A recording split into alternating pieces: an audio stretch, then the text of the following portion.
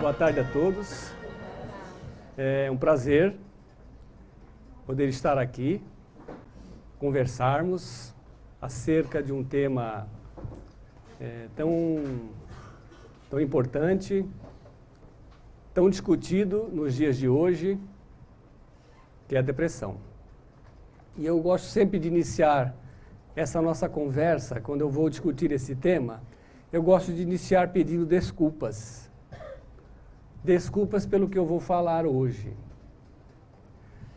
Nós temos uma visão da medicina alopática, nós temos uma visão da medicina organicista, materialista, sobre a depressão.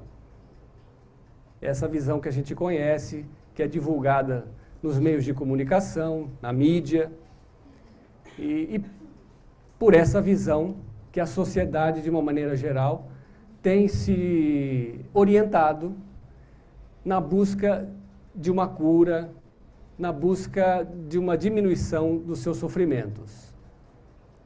E hoje eu vou apresentar a vocês um outro olhar sobre esta patologia que é a depressão.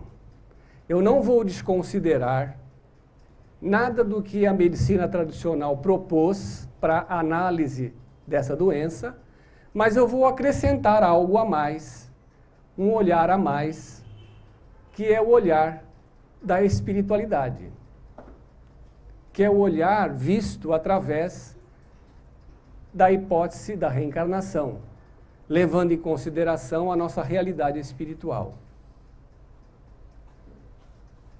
Certo? Uma pesquisa realizada no Canadá, uma pesquisa encomendada pelo governo do Canadá, em que envolveu vários profissionais da área da saúde, médicos, psicólogos, enfermeiros, revelou que 60% das pessoas são depressivas, 30% são ansiosas e 10% são presentes. Ou seja, 60% são depressivos, estão presos no passado. 30% ansiosos, presos no futuro. E apenas 10% estão presentes. Será que nós fazemos parte desses 10%? Isso sem falar, dos casos do indivíduo que estagia entre a ansiedade e a depressão. Então, ele tem momentos que ele apresenta episódios depressivos na sua vida e outros momentos episódios de ansiedade. Aquela ansiedade chamada de ansiedade maníaca. É o conhecido bipolar, que não deixa de ser depressão. A depressão, ela começou a ser estudada, apenas algumas informações e alguns dados históricos, ela começou a ser estudada efetivamente na década de 20. Antigamente a depressão era conhecida pelo termo de melancolia. Inclusive para os espíritas, no Evangelho segundo o Espiritismo tem um trecho, no capítulo, se não me engano, 7, que fala da melancolia. É um trecho pequeno assim, em que Kardec coloca lá as causas da melancolia, conhecida hoje como depressão.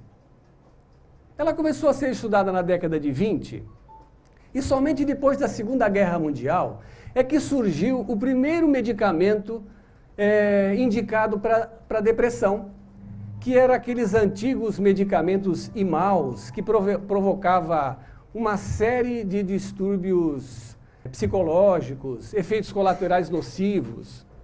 Somente na década de 60 é que foi se colocado em comercialização efetivamente os primeiros medicamentos que ajudavam de fato a pessoa com a depressão, conhecido como anafranil, comercializado até os dias de hoje.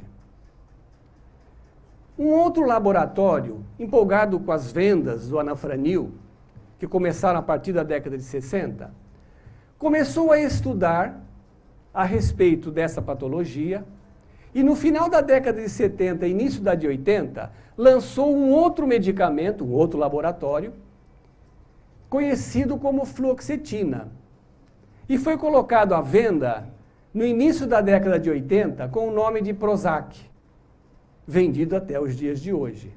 Aliás, o ano passado, a fluoxetina e o Rivotril foram os medicamentos mais vendidos no mundo, só perdendo para os anticoncepcionais. O Prozac, quando ele foi lançado no mercado, no início da década de 80, ele era um remédio muito caro. Somente pessoas que tinham muito dinheiro, somente a elite, que conseguia adquirir um medicamento desse. E ele chegou com a proposta de afastar de vez a tristeza das vidas das pessoas. Então era uma febre, uma coqueluche, era até um status, né? Tomar Prozac. As pessoas que tomavam Prozac, aquelas rodas sociais, as pessoas conversavam, eu estou tomando Prozac.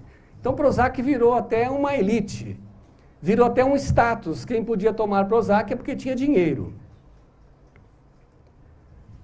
Infelizmente, os avanços da farmacologia, e principalmente da psicofarmacologia, que são os medicamentos indicados para as psicopatologias, como a depressão, com todo o avanço, durante todos esses anos, essas décadas, todo o conhecimento que se adquiriu em torno da geografia cerebral, dos estudos do neurônio, do projeto Genoma, das descobertas das dificuldades das produções de alguns hormônios cerebrais, e com os avanços da química moderna, apesar de tudo isso, a depressão continua indo de contramão a todos os prognósticos esperados para a cura dessa doença. Hoje ela já atinge uma grande parcela da população e estima-se que até a década de 2020 ela vai ser a segunda doença, perdendo apenas para os problemas cardiorrespiratórios. Então vocês vejam qual é a gravidade de abordar um tema como esse. E propor um diagnóstico, uma etiologia, uma visão de suas causas e uma proposta de cura efetiva. E como curar a depressão. E eu vou apresentar para vocês hoje aqui essa nova proposta de cura da depressão. Não sei se ela seria uma proposta mais simples que o uso dos medicamentos. Mas já que os medicamentos não logram a cura, quem sabe essa nova proposta, apesar de ser mais complicada, possa ajudar. E eu creio que ajuda. Essa visão que eu vou mostrar para vocês hoje, ela se baseia na análise, nas experiências de milhares de casos tratados através da terapia de vidas passadas, em vários consultórios de vários terapeutas de vidas passadas. E é o olhar que eu vou mostrar para vocês. Mas antes de nós entrarmos efetivamente no estudo da depressão, é importante explicar para vocês 3 tipos de depressão. E nenhuma das 3 depressões são doenças de fato, são patologias. A primeira depressão é que nós chamamos de depressão endógena. Endógena quer dizer de dentro.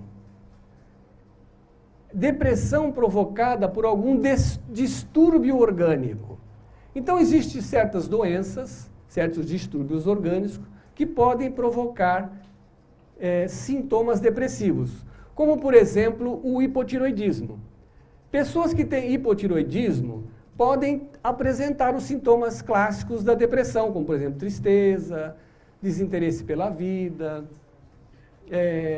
distúrbios do sono, distúrbios alimentares e outros mais. A pessoa que tem, por exemplo, hipotiroidismo, ou alguns tipos de traumatismos cranianos, ou algumas doenças autoimunes, podem provocar sintomas depressivos. Mas nesse caso, os sintomas depressivos são provocados pelo distúrbio orgânico. Então, nesse caso, a depressão também não é uma doença. Perceberam? Muito bem. A outra forma de depressão é aquela que a gente chama de exógena. Exógena é que vem de fora, lado de fora. Ou seja, existem situações da vida, existem eventos do dia a dia que podem provocar sintomas depressivos, como, por exemplo, a perda de um ente querido. Então, diante de uma situação de morte de uma pessoa amada, ou através da morte, ou mesmo através da distância que se estabeleceu, uma viagem longa, ou um abandono, nesses casos, essas situações, esses eventos externos podem provocar sintomas depressivos. Novamente aí, a depressão não é uma doença. Ela é um sintoma provocado por esse evento externo que a desencadeou. A depressão que mais nos interessa, é a que é objeto do nosso estudo dessa tarde, é a depressão que a gente chama de congênita. Depressão congênita, como o nome diz, congênita, eu já nasço com ela. Ou seja, tem pessoas que nascem depressivas. A gente vê até criança depressiva. Existe uma preocupação das autoridades, inclusive, com relação a suicídios de crianças, adolescentes, por causa de depressão. A pessoa já nasce com aquela patologia. Se a pessoa já nasce depressiva, de onde ela traz a depressão?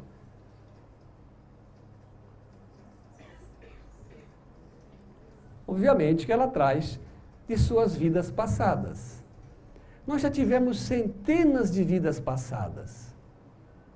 Vocês imaginem nessas histórias que nós vivemos no passado, quantos episódios difíceis nós não passamos, quantas dores, quantas lágrimas nós vertemos e quantas lágrimas nós fizemos também os outros verterem.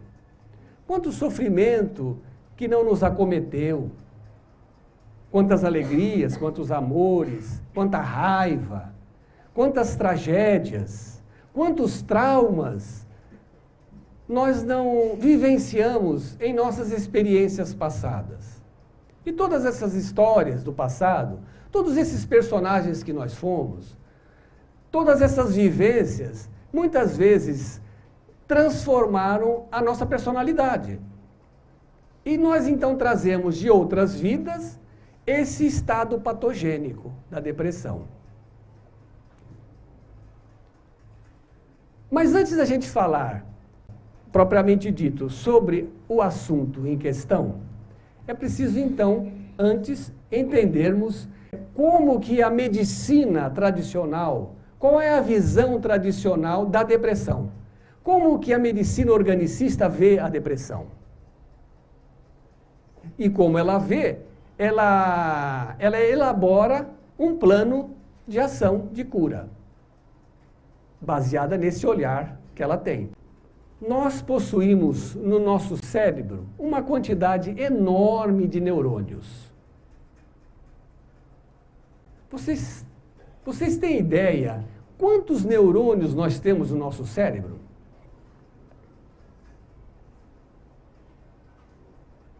Alguém já parou para contar?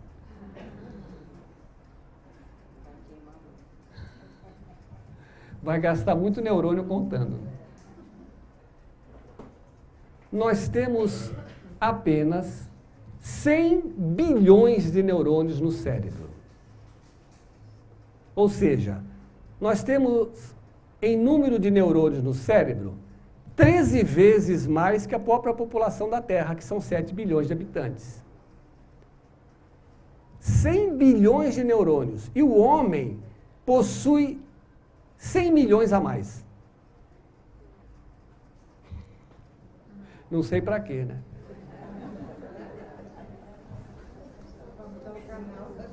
Deve ser para trocar o pneu do carro, para abrir a tampa da azeitona.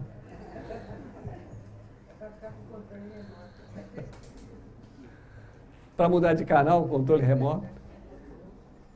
Você sabe que o homem, ele possui certas particularidades cerebrais, né, que faz com que ele tenha, em determinados momentos, verdadeiras paralisias cerebrais.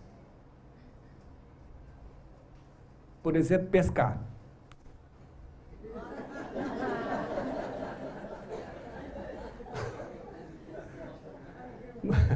Mudar de canal no controle remoto. Desligou. Nós temos 100 bilhões de neurônios. Cada neurônio do nosso cérebro, cada neurônio dos 100 bilhões, cada neurônio está ligado a outros 100 mil neurônios. Eles estão ligados através dessas perninhas aqui, ó,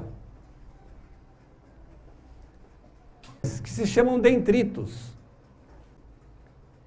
que ligam um neurônio ao outro. E é assim que se estabelece a comunicação entre um neurônio e outro. A comunicação entre um neurônio e outro é uma comunicação elétrica. Então, é preciso que tenha um bom contato. Então, quem conhece eletrônica aí, né? Engenheiros eletrônicos. É preciso que haja um bom contato entre um neurônio e outro para que a corrente elétrica flua entre um neurônio e outro. É somente através da corrente elétrica fluindo entre um neurônio e o outro que há uma comunicação. Então nós só conseguimos pensar bem, analisar, raciocinar, calcular, amar, sentir, se há uma boa comunicação entre os neurônios. Mas olha só o que a natureza fez. Ela não conectou uma perninha na outra, como a gente conecta um fio no outro. Às vezes a gente vai acender a luz e a luz não acende, ou então ela fica piscando. Às vezes a gente pensa até que é problema na lâmpada, e vai trocar a lâmpada e não é. Aí vai abrir a caixinha e percebe, descobre que é um mau contato no fio. Aí você vai lá e aperta lá o fio, o conector, estabelece novamente o contato, a corrente elétrica flui pelo fio e a lâmpada volta a acender normalmente. É assim que funcionam nossos neurônios. Eles precisam estabelecer um contato entre eles, para que se flua a corrente elétrica. Mas eles não possuem um contato. Eles ficam uma distância do outro. Bom, se eles ficam uma distância do outro, como é que a corrente elétrica flui? É porque ali, entre um contato e outro, existe uma nuvem de hormônios. Serotonina, dopamina, noradrenalina, endorfinas, que favorecem a comunicação elétrica. Aí vocês podem perguntar assim, poxa, mas então por que Deus não facilitou? E não ligou logo um neurônio no outro, grudou como a gente gruda um fio? Porque nós podemos estabelecer sinapses diferentes em qualquer época da nossa vida. Nós podemos mudar o contato entre um neurônio e outro, dependendo do que eu estou fazendo, pensando. Eu, há 2 anos atrás, resolvi aprender música. Então, eu estou estudando música. Vocês imaginam o meu cérebro, que nunca se preocupou com esse assunto, de repente tem que entender lá as notas musicais, a partitura. Então, ele vai estabelecer ligações novas através dessas sinapses. Por isso que não existe um contato físico. Elas vão se religar, uma sinapse com a outra, e estabelecer uma outra rede neuronal para que eu possa aprender aquela nova habilidade. É assim que funciona o nosso cérebro. Quando nós nascemos, as sinapses vão se estabelecendo ao longo dos anos, formando essa rede neuronal e predispondo o indivíduo ao seu aprendizado, às ações cognitivas. Pessoas que têm depressão, elas têm uma deficiência na produção de certos hormônios cerebrais que favorecem a comunicação entre um neurônio e outro. Então, pessoa, por exemplo, com depressão, é como se um neurônio e o outro não se comunicassem muito bem. como se desse ali, a grosso modo, um mau contato. Então, ora passa corrente, ora não passa corrente, ora passa corrente, ora não passa corrente. E isso acaba, então, provocando alguns distúrbios psicopatológicos. Daí, a medicina organicista, aquela medicina que tem uma visão exclusivamente do corpo físico, orgânico, concluiu que a causa da depressão e dos distúrbios psicopatológicos está, então, na deficiência desses hormônios. E o que é que faz, então, os medicamentos psiquiátricos? Ele estimula a produção dos hormônios cerebrais, que está faltando ali nas sinapses cerebrais. Ele estimula a produção dos hormônios. E aí, então, volta a surgir, naqueles gaps das sinapses, esses hormônios necessários para se estabelecer uma apropriada corrente elétrica.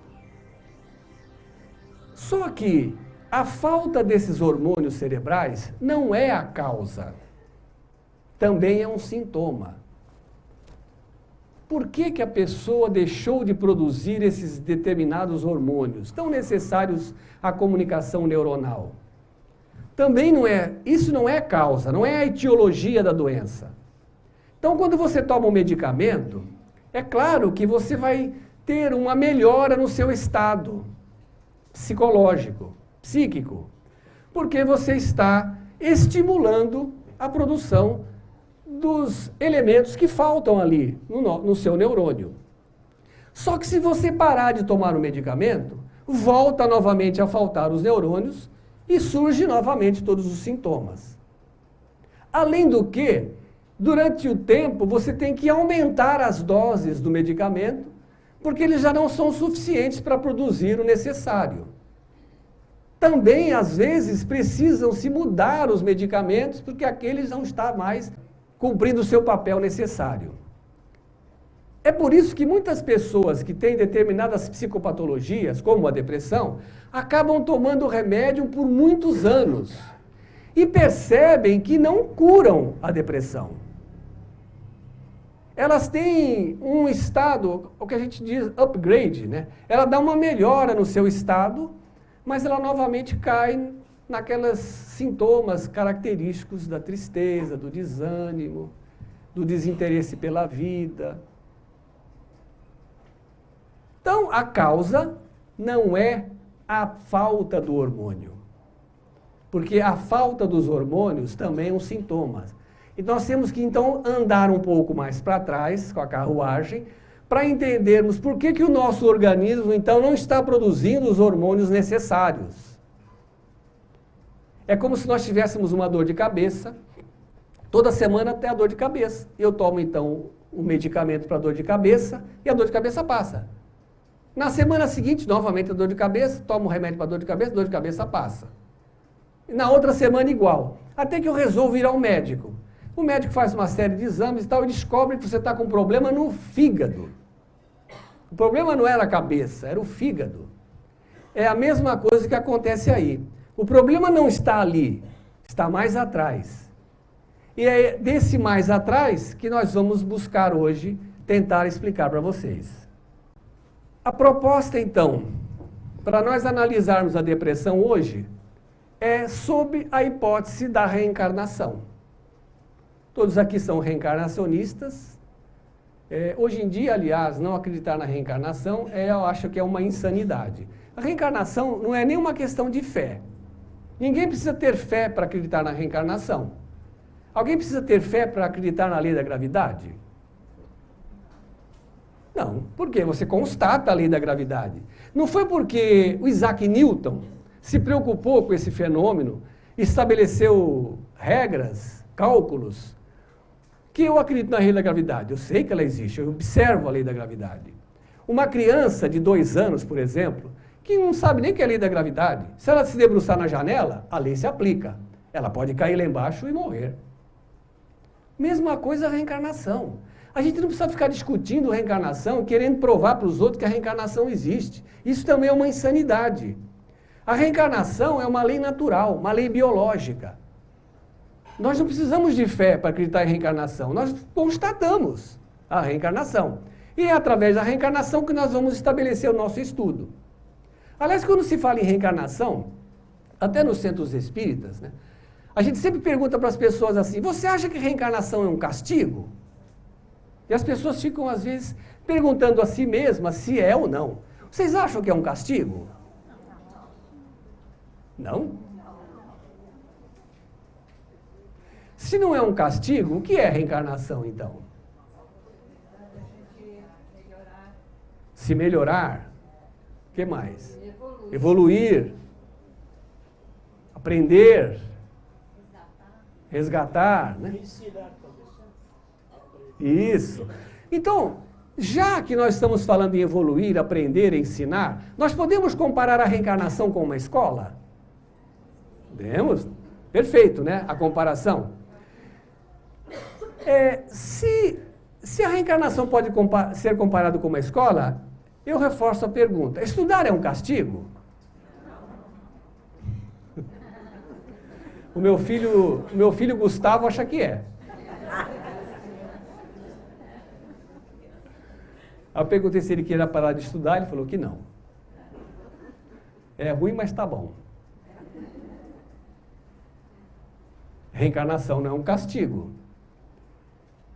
Estudar não é um castigo. Mas quando que estudar é um castigo? Peguei vocês, hein? Quando que estudar é um castigo? Isso, falaram aí já. Quem já repetiu de ano aqui? Quem já repetiu, sabe que estudar é um castigo, quando repete de ano. Por quê? Caramba, eu tenho que fazer novamente aquele ano de novo. Novamente, os mesmos professores, a mesma matéria. Os meus amiguinhos foram para frente, estão lá no outro ano, na outra classe. Aí eu fico com inveja, me sentindo frustrado, envergonhado. Além de ter a responsabilidade de tirar nota alta, porque eu estou fazendo de novo. Eu tenho que ir bem.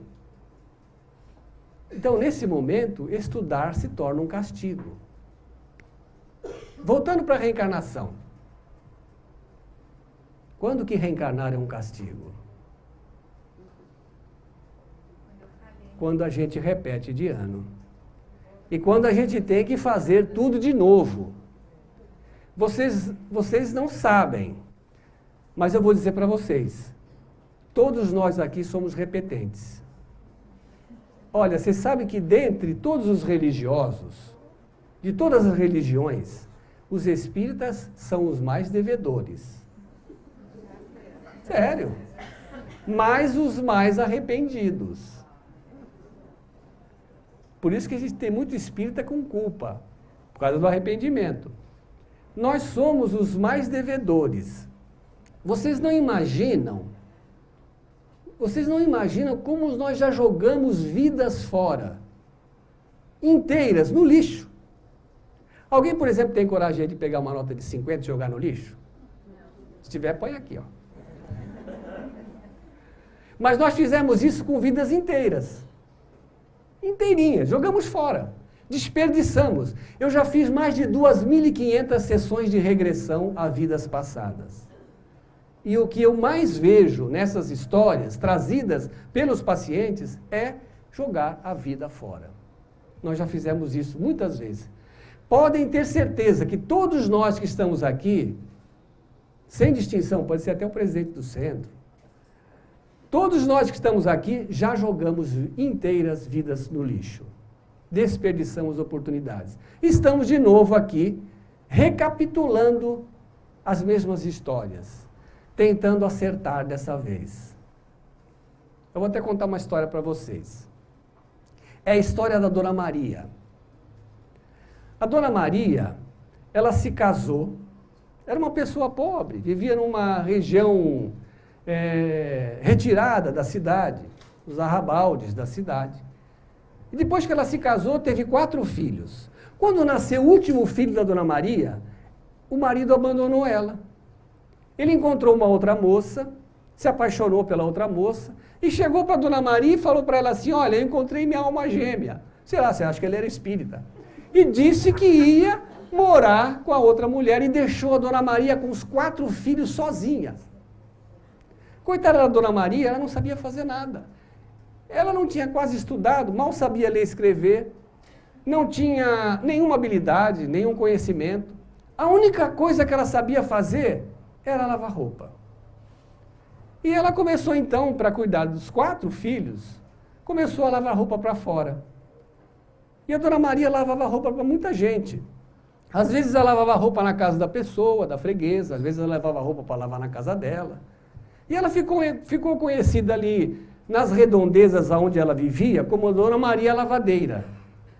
Só que a Dona Maria era muito reclamona. Ela não era espírita, porque espírita não reclama. Não, porque você reclama?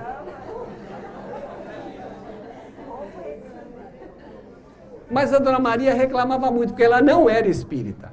Ela reclamava muito. Ela achava que a vida dela era muito difícil, que ela tinha que lavar aquela roupa toda, que ela tinha que cuidar daqueles 4 filhos, em condições extremas, difíceis. E ela dizia assim para ela mesma, né? Puxa, se é verdade que os espíritas dizem que tem reencarnação, na outra reencarnação eu não quero mais lavar roupa, dizia ela para ela mesma. Meu Deus do céu, na outra vida eu quero vir uma princesa. Eu quero morar num castelo, numa casa rica, cheia de empregados, não quero mais lavar roupa. E vivia a Dona Maria assim, lavando roupa, reclamando muito. Seus filhos cresceram, casaram. Ela envelheceu e um dia a Dona Maria desencarnou. Como acontece com todo mundo. Depois que a Dona Maria desencarnou, ela foi para o mundo espiritual e passou por algumas dificuldades. Se viu inicialmente numa região difícil, porque a Dona Maria era muito reclamona, né? Não fazia as coisas direito.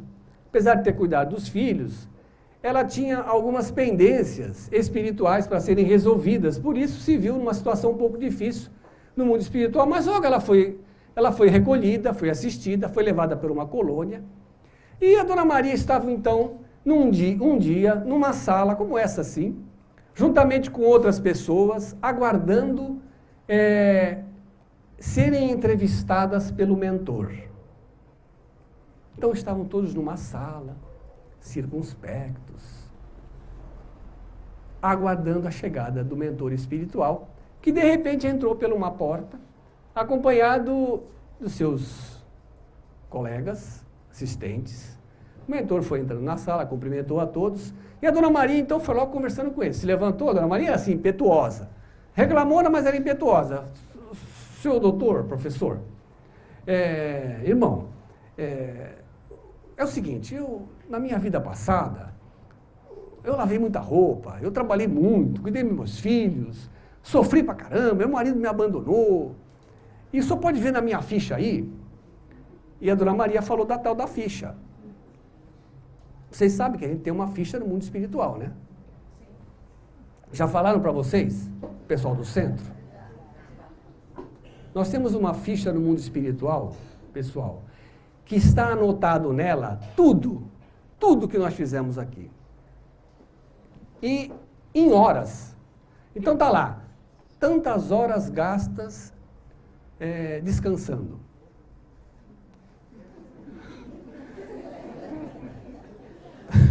Tantas horas gastas trabalhando. Tantas horas gastas reclamando. Está tudo anotado lá. Vocês imaginam os recursos, né, tecnológicos que nós temos aqui na Terra. Imagina então no mundo espiritual. Os recursos são avançadíssimos. Né? A ficha nossa espiritual deve ser holográfica, multidimensional, deve ter até cenas importantes da nossa vida. E a Dona Maria, sabedora da existência dessa ficha, já foi falando para o mentor espiritual, só pode olhar na minha ficha, que está tudo anotado lá, que eu lavei roupa a minha vida inteira. E o mentor espiritual, paciente, né, como todo mentor, pediu licença, foi lá pegar a tal da ficha da Dona Maria, e quando voltou, já voltou abanando a cabeça. Então ela segurou a ficha da Dona Maria assim e disse para ela, Dona Maria, infelizmente não vai ser possível. Não, mas o senhor pode ver aí, inconformada, Dona Maria, O senhor pode ver aí que eu passei a minha vida inteira lavando roupa. E o mentor, então, olhou e disse assim, bom, de fato, e consta aqui a quantidade de horas que a senhora passou lavando roupas. Realmente foram muitas horas. Mas é que tem tanta reclamação da roupa que a senhora lavou, que a senhora vai ter que voltar e lavar de novo.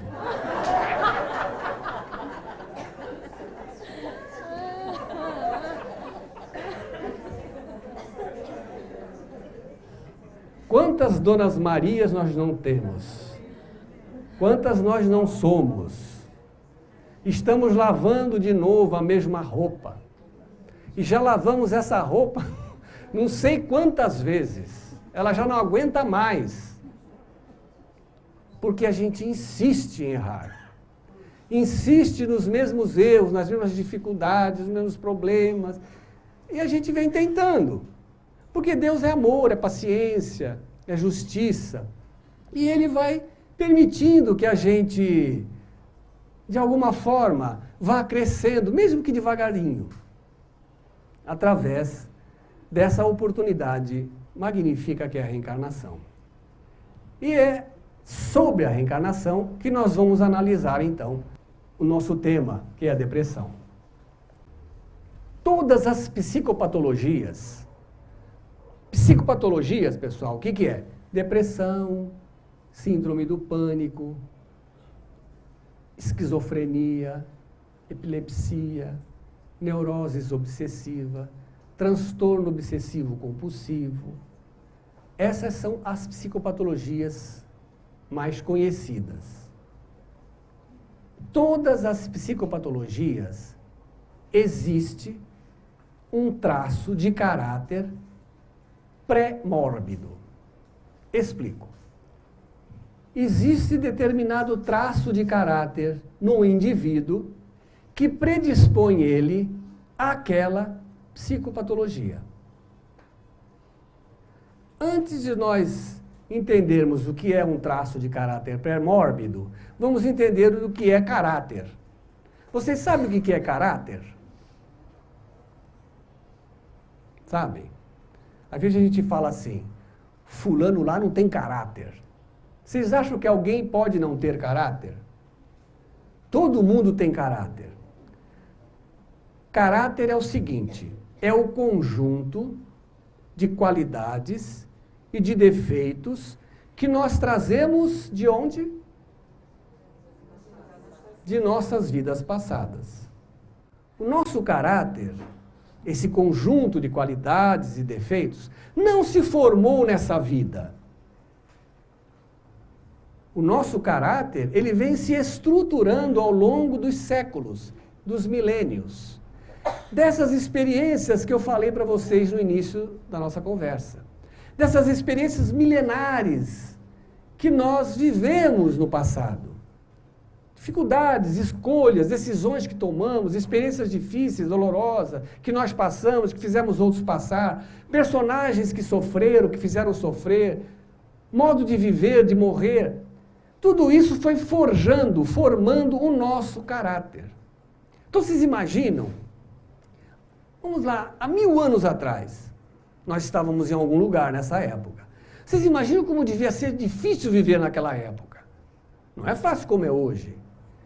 Há 1000 anos atrás, por exemplo, nós estávamos distribuídos pelo globo e nos ligávamos em forma de tribos, de clãs. Os primórdios de família foram surgir no final do século XVII, XVI. A concepção de famílias que temos hoje é uma concepção de 100 anos. No passado milenar, há 1000 anos atrás, nós tínhamos que defender o nosso espaço territorial. Defender a nossa tribo, o nosso clã, contra as invasões. Tínhamos que sair para caçar, para poder comer, para sobreviver. Nós comíamos hoje, não sabíamos se íamos comer amanhã. Ninguém tem dúvida aqui se vai almoçar amanhã. Se vai almoçar semana que vem. Ninguém tem dúvida, só se desencarnar. Mas se estiver encarnado, sabe que vai almoçar. Mas no passado não era assim. Nós tínhamos que lutar para viver. Tínhamos que ser, muitas vezes, poderosos, orgulhosos. tínhamos que ser valentes, corajosos, porque isso dependia da sobrevivência dessas pessoas que estavam, muitas vezes, sobre a minha guarda. E tudo isso, todas essas experiências em que eu fui, muitas vezes, um guerreiro, um imperador, um servo, um escravo, um bispo, um padre, todas essas experiências acabaram fazendo com que nós fôssemos fazendo escolhas, decisões, e fomos então moldando o nosso jeito de ser, que é esse jeito que nós temos hoje. Eu costumo dizer que hoje nós somos o resultado melhor de nós mesmos. É o que foi possível. Como se diz assim, eu fiz o melhor de mim mesmo, até agora, o melhor que eu pude fazer. E muitas vezes nós ainda trazemos conosco o orgulho, o egoísmo, a inveja, o ciúme, a paciência, a tolerância, a humildade, que são o nosso caráter. Conjunto de qualidades e defeitos que nós trazemos do nosso passado. Quais são os traços de caráter negativo que uma pessoa pode ter? Quais são os defeitos que uma pessoa pode ter? Vocês sabem, né? Orgulho, egoísmo, inveja, ciúme, maledicência, arrogância, prepotência. Ódio é sentimento, vamos falar sobre isso depois. Então, os traços de caráter negativo, os defeitos de caráter que nós possuímos são esses. Orgulho, inveja, ciúme, intolerância, impaciência, arrogância, prepotência. Todos esses traços de caráter, pessoal, todos esses nós possuímos. Não tem nenhum de nós que estamos aqui, não importa se somos mais evoluídos ou menos, todos eles, todos nós que estamos aqui, somos orgulhosos. Eu sou orgulhoso, você também é, você também é, você também é, muito prazer, você também é. Eu sou egoísta, você também é, todo mundo é. O Chico era egoísta? Era. Era orgulhoso? Era. Obviamente, o orgulho e o egoísmo do Chico era muito pequeno, insignificante quase.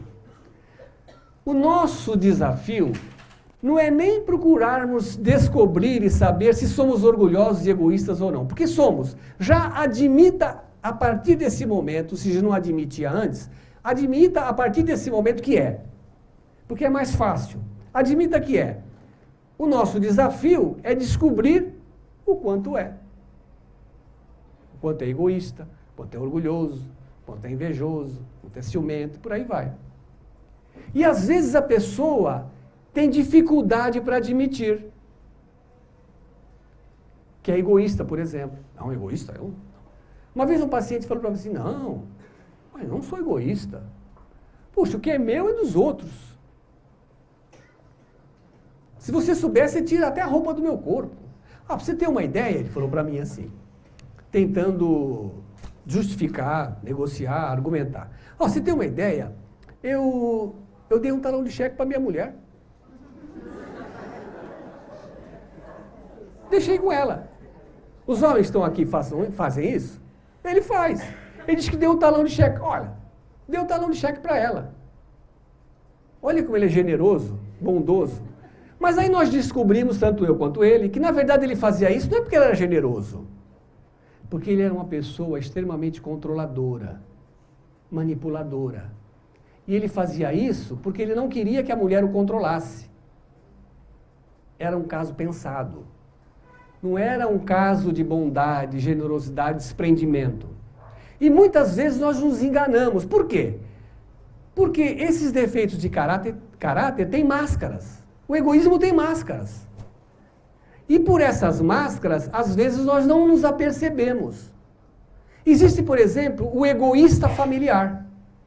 É aquela pessoa, conheço muita gente assim, aquela pessoa que para a sua família, ele dá tudo. Ele se desdobra em ajuda, em recursos, tudo. Mas saiu do círculo estreito da sua família, nada. Então, aos olhos dos seus, ele é uma pessoa extremamente altruísta. Mas aos olhos da humanidade, ele é uma pessoa egoísta. Então, nós precisamos descobrir a intensidade desses traços negativos de caráter em nós. Quanto somos egoístas, o quanto somos orgulhosos. Como se nós pudéssemos, inclusive, até quantificar isso, se fosse possível quantificar. Por exemplo, estabelecer um valor. Eu sou 5 egoísta, sou 7 orgulhoso, sou 9 prepotente, e por aí vai. É possível fazer isso, dá trabalho, mais fácil é tomar remédio. Fluoxetina. Maravilha, fluoxetina. Quem toma Rivotril, então, fica calminho, tranquilo. Mas resolve? A personalidade, não. Vamos estabelecer aqui que existem traços de caráter, desses que eu falei, orgulho, egoísmo, inveja, ciúme, prepotência, arrogância. Existem traços de caráter negativo que predispõem a pessoa àquela psicopatologia, daquelas que eu falei. Mas nós estamos falando de depressão. Então existe um traço de caráter num indivíduo que predispõe ele a ter depressão. E esse traço de caráter é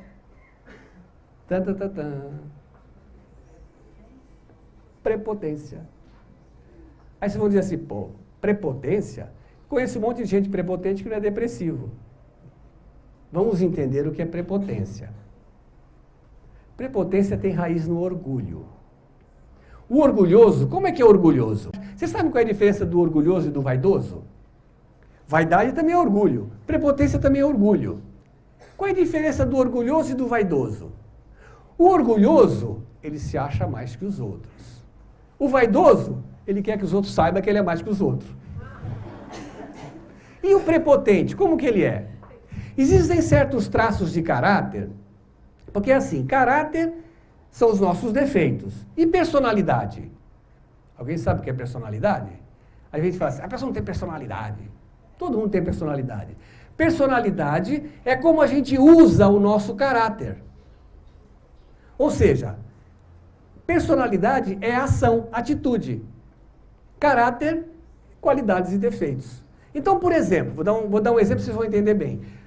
Uma pessoa que tenha um caráter excessivamente egoísta, ele pode ter uma personalidade autoritária. E o prepotente? Esse traço de caráter negativo. O que é o prepotente? Qual a personalidade do prepotente? Prepotente, anotem. Se não tiverem caneta e lá papel, anotem na memória. Prepotente é aquela pessoa que quer tudo do seu jeito. Aí vocês vão dizer assim, todo mundo é prepotente. E é mesmo.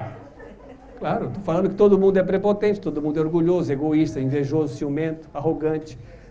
Todos nós somos prepotentes. De fato, somos mesmo. Mas como que cada um lida com essa situação? O prepotente é aquela pessoa, a personalidade dele é assim. O prepotente é aquela pessoa que quer tudo do jeito dela. Ou seja, ela tem dificuldade para lidar com aquilo que o contraria. Contrariedade. Como que cada um de nós que está aqui, atentos, ouvindo tudo isso, como que cada um aqui lida quando é contrariado? Desde as pequenininhas coisas até as coisas mais intensas. Estou dirigindo meu automóvel e de repente um fulano entra na minha frente, me contrariou. Fez aquilo que eu não queria que fizesse. Ou seja, algo aconteceu que não foi da forma que eu queria. Fui contrariado. Tá. E como que eu lido com isso? Como que cada um lida com isso aqui? Uma reação. Como que é a minha reação? A sua, a dela? Negativa. Certo? É isso que nós vamos estudar. Porque quando tudo acontece do nosso jeito, por exemplo, eu levanto de manhã, dá licença, eu levanto de manhã, aí eu vou para o meu asseio matinal, e quando eu chego no meu quarto, eu já encontro em cima da cama a minha roupa dobradinha, que eu vou usar naquele dia, o meu sapato com a minha meia no chão, e eu coloco a minha roupa, e vou para a cozinha para o meu café da manhã. Chego na cozinha, a minha esposa já preparou o meu café da manhã, já colocou o café na xícara, já passou manteiga no pão sem miolo, porque ela sabe Ela sabe que eu gosto sem miolo. A mulher de vocês não fazem isso? Não? O senhor é o felizardo. A sua não... É muito boa, mas não faz isso. Então a senhora depois conversa com a minha esposa que está ali. E aí eu visto a minha roupa, tomo meu café e vou para o meu trabalho. E aí eu vou para o meu trabalho e peguei todos os semáforos verdes. Consegui uma vaga em frente de onde eu trabalho. E naquele dia ninguém me aborreceu, ninguém me contrariou, o chefe estava de folga, os colegas estavam preocupados com o seu trabalho, eu fiz meu trabalho sossegado, tranquilo. Chego em casa à noite tranquilo. Aí chego para minha esposa, puxa vida, acho que hoje eu estava com a presença dos meus mentores espirituais. Por que eu estava assim? Não é porque eu sou bom, não é porque eu sou virtuoso. Eu estava assim porque nada me contrariou. Porque basta qualquer coisa, pessoal, qualquer coisa, para que nós fiquemos com raiva. Quanto mais dificuldade nós temos para lidar com algo que nos contraria, seja o que for, mais prepotentes nós somos. Quanto mais dificuldade, mais prepotência eu sou. Quanto mais facilidade, quanto mais flexibilidade eu tenho para lidar com o que me contraria, ou seja, o meu nível de exigência não é tão alto, é baixo, eu cedo, eu sou flexível, eu sou parcimonioso, menos prepotente eu sou. Então, a prepotência é o traço de caráter pré-mórbido que dispõe uma pessoa à depressão. Aí eu pergunto para vocês assim, o que vocês acham que a vida faz com uma pessoa que é prepotente? Pessoa prepotente é aquela pessoa que quer tudo do seu jeito. O que vocês acham que a vida faz com uma pessoa que quer tudo do seu jeito? A vida a contraria, claro. A vida não está nem aí com a gente. O que tiver que ser, vai ser. E o que não tiver que ser, não vai ser. Ou seja, a vida passa em cima da gente como se fosse um trator. A gente que tem que se moldar a vida, não a vida vai se moldar a gente.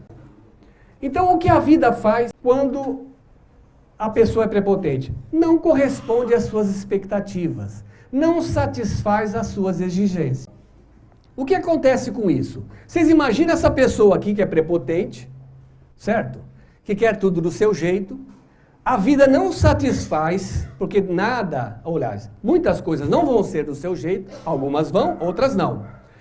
Como ela tem dificuldade para lidar com aquilo que não é do seu jeito, o que acontece? Recrudesce o seu caráter, ou seja, ela fica mais prepotente, mais irritadiça. E o que isso provoca? Uma sensação de fracasso. Sim, porque eu quero do meu jeito. E as coisas não acontecem do jeito que eu quero. Muitas pessoas têm essa sensação de fracasso, de impotência. Como consequência, surge então a raiva. O que mais nos deixa com raiva, podem anotar outra verdade. O que mais nos deixa com raiva é quando a gente é contrariado. É isso que mais nos deixa com raiva. A contrariedade. Quando eu fico com raiva, o que acontece? Nós baixamos as nossas vibrações, a nossa frequência. Então, quando nós estamos vibrando no bem, quando nós estamos harmonizados, nós estamos em alta frequência. Nós estamos como se estivéssemos em ondas curtas. Quando nós ficamos com raiva, nós baixamos a nossa frequência e passamos a vibrar em ondas médias, aquelas ondas que vão para o hélice do chão.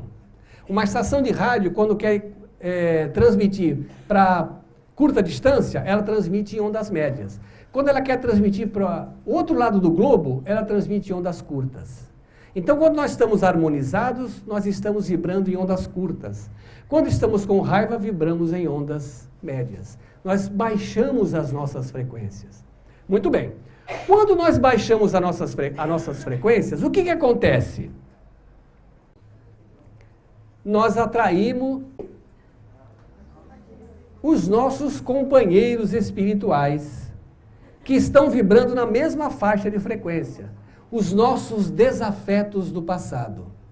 Os nossos desafetos do passado são aquelas pessoas que nós prejudicamos em outras vidas. Nós magoamos, matamos, roubamos, traímos, abandonamos. E muitas dessas pessoas que nós fizemos isso, não esqueceram o que nós fizemos e não nos perdoaram ainda. E estão, então, hoje atrás de nós, tentando nos prejudicar e muitas vezes conseguindo. E é nesses momentos em que nós vibramos em baixa frequência, que nós sintonizamos com eles e eles podem, então, nos envolver. Mesmo que a gente esteja numa alta frequência, nós estamos bem, naquele dia que tudo deu certo, nada nos contrariou, nós estamos em paz, harmonizados, eles não têm acesso a nós, porque nós não estamos na mesma faixa. Mas eles sabem que a gente vai cair. E eles ficam até embaixo assim.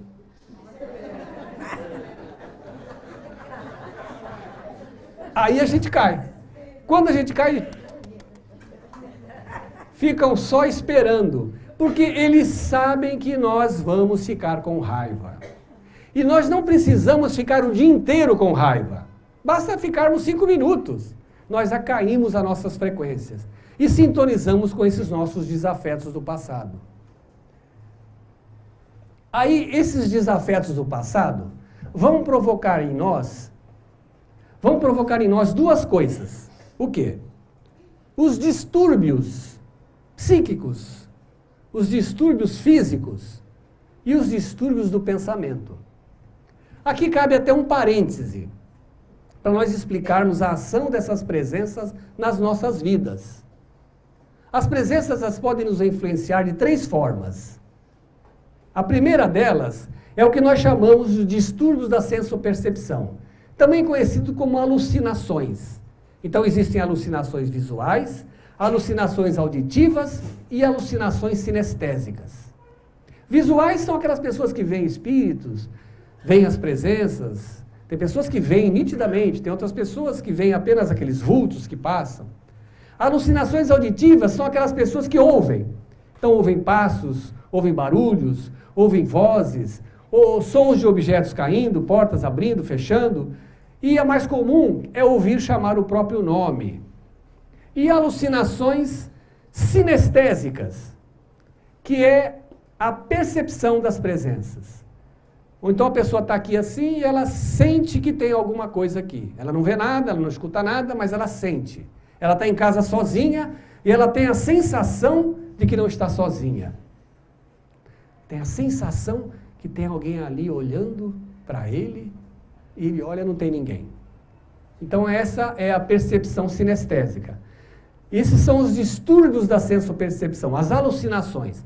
A outra forma que as presenças podem nos influenciar é através das intuições negativas, conhecida clinicamente como distúrbio do juízo de realidade. As intuições negativas, pessoal, é a forma mais eficaz que uma presença pode utilizar para nos influenciar. Por quê? Porque através da intuição negativa, eles colocam o pensamento deles, das presenças, no nosso pensamento. E na maior parte das vezes, nós não damos conta que estamos manipulando pensamentos que não são nossos. Muitos de nós, até espíritas, que está acostumado com o mecanismo da influenciação espiritual, não se dá conta que está manipulando pensamento que não é seu. Ai, não sei de onde veio esse pensamento aqui, caramba. É assim, a presença que só fez um curso básico no mundo espiritual de influenciação negativa, ela usa as alucinações. Por quê? A alucinação, se a gente tem alguma percepção alucinatória, a gente corre no centro espírita para tomar passe. Então, eu estou vendo alguma coisa, estou sentindo alguma coisa, né, eu estou ouvindo vozes, alguma coisa está errada. Aí eu corro no centro e peço uma consulta, vou tomar um passe, porque eu sei que tem algo errado. Mas a intuição negativa não. Eu tenho um caso interessante, uma paciente que me procurou, e ela me procurou em virtude da dificuldade que ela tinha para se relacionar com o marido. Difícil isso hoje, mas ela tinha. Demoraram, bro. E eu logo de início percebi que se tratava de uma pessoa extremamente ansiosa. Uma pessoa muito ansiosa mesmo. E a ansiedade dela se manifestava principalmente no ciúme que ela tinha do marido. Ela tinha um ciúme tão grande do marido que ela dizia assim: olha, doutor, eu tenho certeza que o meu marido está me traindo. Que também é difícil hoje em dia. Tenho certeza que ele está me traindo. Eu vejo até a cena. Eu vejo a cena dele abraçado com outra mulher. Isso me persegue de noite. Eu não consigo nem conciliar meu sono. Eu sofro demais por causa disso. Perguntei para ela assim: mas minha irmã, você pegou algum bilhetinho dele, né? Você viu alguma mensagem no celular? Porque homem, desculpe os homens, não faz as coisas direito. E a mulher sempre acaba descobrindo. Mais cedo ou mais tarde a mulher sabe. Por isso eu perguntei: mas você pegou algum bilhete? Ele chega tarde em casa? Não. Meu marido nunca deu motivo, mas eu sei que ele está me traindo. Aí nós fizemos várias regressões, mas numa vivência, uma regressão que ela fez, foi significativa. Ela foi numa vida em que ela era casada, né, e era apaixonada pelo marido, adorava o marido. Era um casal assim invejado pelas pessoas. E aí um dia vieram dizer a ela que o seu marido estava lhe traindo, lá no passado. Inicialmente ela não acreditou, ela achou até que fosse inveja das pessoas, porque eles eram um casal invejado, um casal perfeito, se amavam muito. Por que o marido ia estar traindo ela? Já, imagina. Mas aquilo ficou na cabeça dela, e depois de um certo tempo ela começou a seguir o marido. Então o marido saía para trabalhar e ela ia atrás no encalço do marido, observando ele, se ele pegava aquelas ruas normais, costumeiras. Depois ela voltava para casa. Foi assim durante um tempo. Até que um dia, quem procura acha, até que um dia ela viu que o marido entrou numa outra rua e entrou numa casa que ela não conhecia.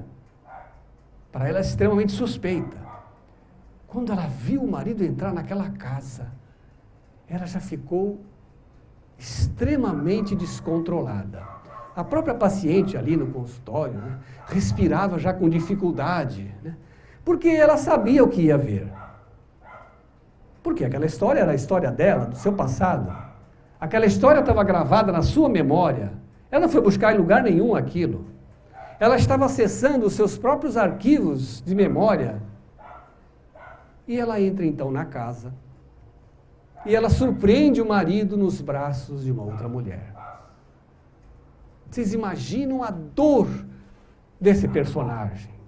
E a paciente expressava essa dor na regressão, chorando copiosamente: por que você fez isso? E chorava, e ficou descontrolada, ficou extremamente ofegante, e não sei onde ela roubou uma faca, ela mata a amante, e depois ela passa a faca no pescoço e morre. Se suicida. Depois que ela morre, ela vai para o mundo espiritual, sofre pra caramba. Depois é resgatada de um tempo. E nós então estávamos já encerrando a sessão de regressão, quando ela disse assim: olha, ela está aqui. Mas ela quem? Aquela mulher que eu matei. Ou seja, a mulher que ela havia matado lá, a amante do marido, estava hoje na sua vida como uma presença, um desafeto do passado perseguindo ela. Ela está aqui. E ela está com uma cara de ódio. Você pergunte então a ela o que ela deseja. Aí ela falou assim: nossa, ela está dizendo que ela não vai me deixar de forma nenhuma, que não adianta eu ir em centro espírita. Então serve para vocês, hein? Não adianta ir em centro espírita, não adianta ler livro, não adianta fazer regressão, que ela não vai me deixar de forma nenhuma. Então você diga a ela, né, que ela está sofrendo muito, ela sofre até mais do que você mesma. E eu perguntei à paciente: O que você pensa a respeito de tudo isso? Você conheceu a história, você sabe o que aconteceu, o que você fez, o que você passou, o que ela passou. Aí ela assim, meu Deus, como eu pude fazer uma coisa dessa? Como eu pude matar alguém depois de acabar com a minha vida? Então você se arrepende? Claro que eu me arrependo. Então peça perdão a ela. E a paciente, então, comovida, chorando copiosamente, demonstrando o seu sincero e profundo arrependimento pelo que havia feito, pede então perdão à presença, que muito provavelmente, comovida pela sinceridade da paciente, e talvez também pelo fato de perceber que estava sofrendo muito, porque quem carrega um ódio desse no coração e um desejo de vingança, não tem um minuto de descanso. A gente que é perseguido pelos nossos desafetos, a gente que sofre a perseguição dos nossos obsessores, nós às vezes ainda sorrimos, nós ainda podemos rir, compartilhar, viver com as pessoas que amamos, mas quem faz isso fica o tempo todo pensando na ação da vingança, pensando naquilo que sofreu, porque é o ódio que alimenta o seu desejo de desforra. E por tudo isso, a presença então acabou perdoando a paciente e aceitou a ajuda dos espíritos que estavam lá, que a levaram. A paciente então, enxugando os olhos, sentou na poltrona, abriu os olhos, olhou espantada para mim e disse assim, puxa, mas caramba, como que eu pude fazer isso, né? Certo? Nós já fizemos isso muitas vezes, né? Aí ela falou assim, caramba, eu estava com raiva do marido errado. Porque o marido da outra vida não era o mesmo marido dessa vida. E depois disso, ela nunca mais alimentou os pensamentos de que o marido estava lhe traindo. O ciúme desapareceu. Porque, na verdade, eram provocados pelaquela presença. E era muito simples para aquela presença estabelecer esse contato de pensamento, explorar essa história dentro da memória dela, influenciar ela a pensar isso, porque ela já tinha uma história trágica do passado. Porque as presenças não inventam nada dentro da gente. Elas exploram um ponto fraco nosso. E elas vão explorar assintosamente. Então, se o meu ponto fraco é o orgulho, a vaidade, você é o maior psicólogo de Santos, do Brasil. E se eu for acreditar nisso, né, eu vou acabar me perdendo. E é isso que eles querem. Então, a intuição negativa é uma das formas que as presenças podem nos influenciar. A outra forma é a manipulação do ectoplasma. Isso também é muito importante a gente explicar do que se trata. Porque, infelizmente, o ectoplasma é um grande desconhecido nosso. Principalmente dos espíritas, que usam tanto o ectoplasma no passe, nas atividades mediúnicas, nos trabalhos assistenciais. O ectoplasma é uma energia, um fluido vital que todos nós possuímos. E que nós usamos esse ectoplasma no nosso dia a dia, sem nos darmos conta. O ectoplasma é um fluido que faz parte da nossa organização. Só os encarnados possuem. Os desencarnados não têm. E esse ectoplasma, ele é utilizado por nós, pode ser manipulado por nós encarnados. Quando damos passes, nós estamos transmitindo o ectoplasma. Quando nós preparamos um alimento, nós estamos envolvendo aquele alimento com ectoplasma. Quem lembra, por exemplo, daquele doce que a avó fazia? O bacalhau da minha mãe, que ninguém faz igual. Por mais que a gente use os mesmos ingredientes que a minha avó usava para fazer aquele doce, não fica igual. Claro que não vai ficar igual. Por quê? Porque você não comia só o doce dela, você comia a energia que ela depositava naquele alimento. A sua energia fica. E quando alguém se alimenta daquela energia. Pessoas que são médiums de cura, eles têm tanto ectoplasma que no dia de trabalhos eles não podem nem comer. Pelo menos ficar uma boa parte do dia sem comer. Lá no centro que eu frequento tem uma médium de cura que ela tem muito ectoplasma.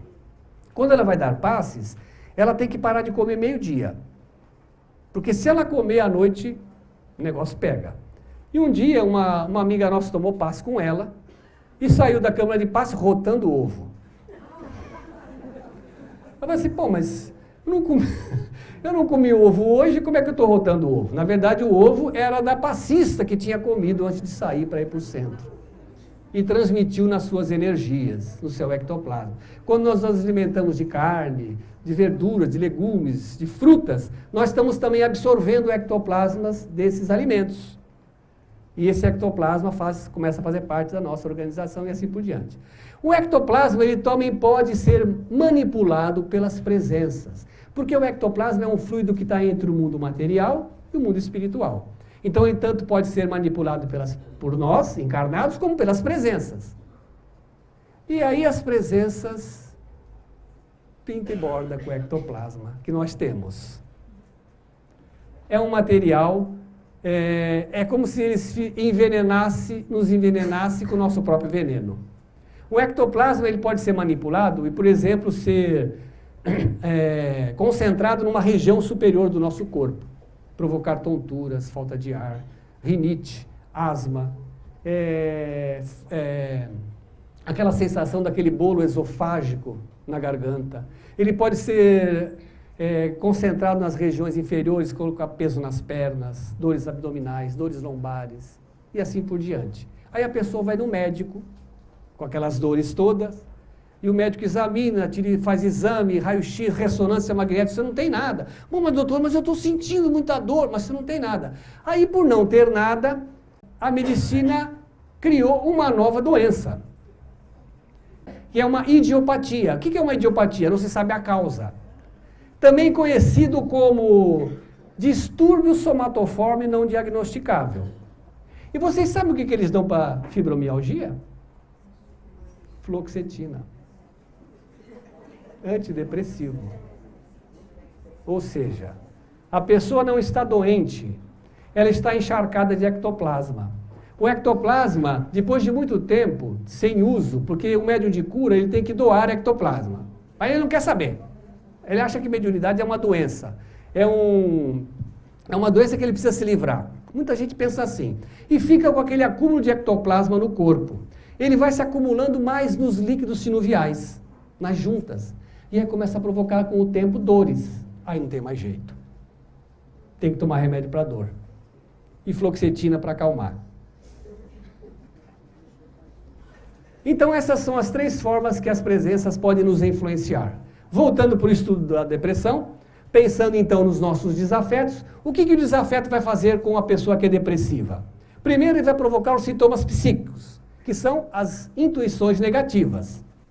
E o que ele vai dizer no pensamento do depressivo? Ninguém ajuda você. Você é um coitado. Tá vendo? Não tem saída. Você é uma vítima. Que tal? É melhor se suicidar, melhor morrer. Para que viver assim? E fica alimentando esses pensamentos no pensamento do depressivo. E o depressivo, ele vai começar a ter o quê? Ele vai começar a ter uma baixa autoestima, uma autodesvalorização. Por quê? Ele quer as coisas do jeito dele. Vamos imaginar uma pessoa que quer algo muito. Ele acha que isso vai ser a razão da sua felicidade. Uma jovem, ela quer se casar, encontrar um rapaz que a ame, que ela ame, e ter filhos, constituir uma família. Mas se não for a programação reencarnatória dela, casar e ter filhos, mas ela deseja muito isso e ela não consegue, ela pode entrar num estado depressivo se ela for muito prepotente. Porque aí ela vai começar a achar-se impotente para ser feliz. Como se a vida lhe negasse a possibilidade de ser feliz. E vai surgir então uma sensação de fracasso muito grande. Ela vai começar com aqueles pensamentos. Olha, a vida é assim mesmo, não me dá o que eu quero, não tem saída, eu sou uma vítima, ninguém me entende, o mundo não me entende. Se eu pudesse, eu parava o mundo para descer. E é quando muitos acabam, então, dando cabo da própria vida, infelizmente. Esses são os sintomas psíquicos. Os sintomas físicos, com a manipulação do ectoplasma, vai provocar no depressivo o cansaço, a angústia, que é a pressão no peito, o desânimo. Então, está estabelecido o quadro depressivo. O que isso gera? Uma sensação de impotência. Vocês imaginam essa pessoa, analisem essa pessoa. Ela vai sentir-se muito impotente. E isso vai fazer o quê? Vai provocar mais frustração, mais raiva, e aí recomeça o ciclo. E é um ciclo interminável. Interminável. Porque a pessoa que é prepotente, que ela sente raiva, ela é uma prepotente autoagressiva. Todo depressivo é autoagressivo, ele não é heteroagressivo. Toda vez que ficamos com raiva, só uma explicação rápida. Toda vez que ficamos com raiva, nos tornamos agressivos. Só que existe o heteroagressivo e o autoagressivo. O heteroagressivo é aquele que joga a raiva para fora. O autoagressivo é aquele que joga a raiva para dentro. O autoagressivo é que se torna prepotente. Aliás, o autoagressivo é que se torna depressivo, porque ele joga a raiva para dentro dele. O heteroagressivo nunca vai ser prepotente, vai ter outra patologia. Então, ele vai fechar esse ciclo e ele vai continuar com esse ciclo indefinidamente, tomando remédio, saindo das crises, entrando nas crises, e vai passar a sua vida inteira assim. É conhecido como distímico. Aquela pessoa que vai levar a vida inteira reclamando, ranzinza, nunca contente com nada, e vai sofrer a vida inteira, achando que o seu sofrimento, a causa do seu sofrimento é a vida, é os outros, mas a causa do sofrimento é ele. Então, para que a pessoa se cure da depressão, o que nós teríamos que remover ali?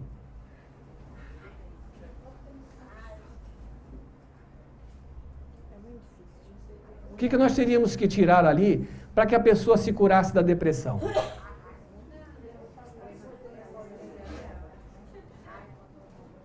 A raiva?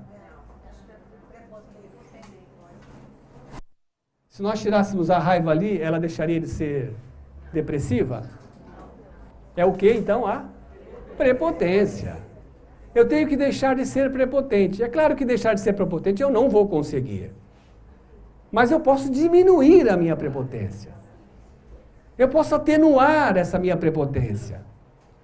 É só deixando de ser prepotente, é só me modificando que eu vou curar a minha doença, que não é doença, é um distúrbio de personalidade. Eu tenho que me tornar uma pessoa melhor. Eu tenho que me tornar uma pessoa não boa, porque bom ninguém vai ser agora, mas nós podemos nos tornar melhores. A forma mais eficaz de nós nos curarmos é nos tornarmos melhores. O Divaldo Pereira Franco disse que a pessoa feliz não adoece. A pessoa feliz não toma remédio, não fica doente, não vai ao médico, não faz terapia. Ela só tem intercorrência clínica. Então, se nós queremos ter saúde, nós temos que ser felizes. Se nós queremos ser felizes, nós temos que nos modificar. Não adianta eu ir ao centro, tomar passe, dar passe, estudar o Evangelho, fazer a caridade se eu não me modifico. Eu tenho que me transformar como pessoa, para que eu possa curar os meus problemas, as minhas doenças, para que eu possa ser feliz. Se eu não me modificar, não tem cura, infelizmente. Nos centros espíritas falam muito da reforma íntima. No centro que eu frequento tem até um curso de reforma íntima. E esse curso lá já fazem 3 meses, 3 anos. Eu até brinquei com o rapaz e falei assim, isso é um mestrado de reforma íntima. Mas não. Como é difícil fazer reforma íntima. É fácil fazer caridade. É fácil você estender a mão para o pobre, ajudar.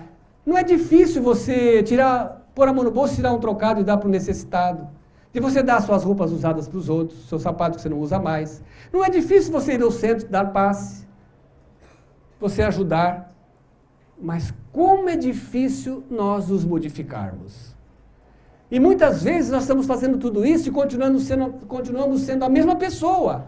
A mesma pessoa arrogante, prepotente, orgulhosa, egoísta. Muitas vezes não mudamos nada, quase nada. Às vezes temos 30, 40 anos de espiritismo. Já lemos e relemos o livro dos Espíritos, o Evangelho, várias vezes. Eu diria para vocês o seguinte, nós poderíamos parar agora de ler qualquer livro espírita, porque o que nós já sabemos já é o suficiente para nós nos modificarmos. Nós não precisaríamos ler mais nada. O que nós sabemos já é suficiente para nós nos transformarmos numa pessoa melhor e nos livrarmos desses incômodos provocados por nós mesmos. Então eu vou deixar para vocês, para encerrar, uma receita. É uma receita para curar a depressão. É bom sempre deixar uma receitinha. O pessoal gosta de receitinha. Que nem vai no médico. Vai no médico, o médico não dá remédio, não gosta. Vou no médico bom, que esse médico não dá remédio. Então eu vou deixar para vocês uma receita, uma prescrição. É uma receita fácil. Os ingredientes são achados em qualquer lugar. São só 4 ingredientes. Se vocês usarem essa receita, eu garanto que vocês vão se livrar dos seus problemas de saúde. Sejam eles quais forem. Transformar dificuldades da vida em oportunidades de crescimento. 2. Ser brando e ser resignado sem se sentir fraco ou fracassado. 3. Querer as coisas do nosso jeito nem sempre é possível, necessário ou inteligente. 4. Quando nada der certo, perdão resolve tudo. Muito obrigado.